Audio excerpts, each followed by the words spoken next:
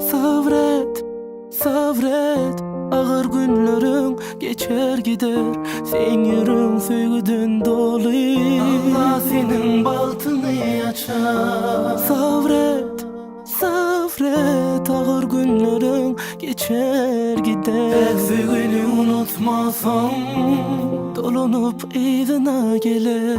Yaşın kiçi, yoğun tek önmez. Yönü yüreğin acı dolu, gözünde yaş. Bütün dünya karşı yali, yekece özün. Şunça oğlunun sana gerek on yeke özü. Artık maçyali, onu yekece sözün. Can edende alınık öğür ya senin yüzün. Hemme zat başka çıdı, 3 ay zor. Zorulun diyedi, değmesin nazar. Bilyen, seni hemmekşiden gizleyen. İçinde günahsız yaşayışları ye. Belki kevat bebeğine at gözleyen. Belki gözleri sana elleri ona mengzeye. Neme diyer maşgalanını, savur sen yeke korun sen kalanını. Kaydıp söymüyorum diyen eğer sabret inan hemmesi geçer gider. Sabret, sabret, ağır günlerin geçer gider. Sen yüreğin sevgiden dolu, Allah senin batını açar. Sabret, sabret, ağır günlerin geçer gider.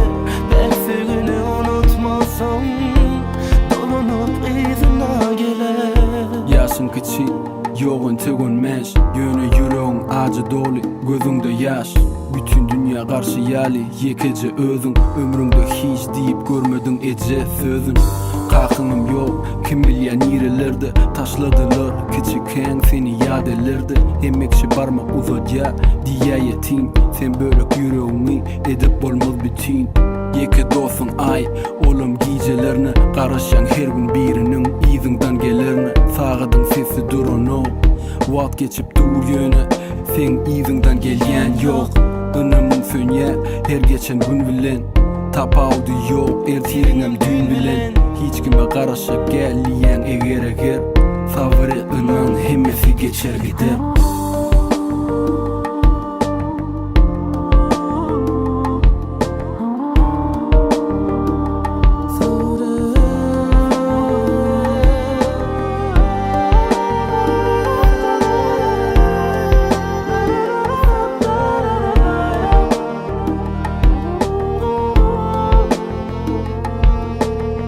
Allah'ım sabır ver hemmemize.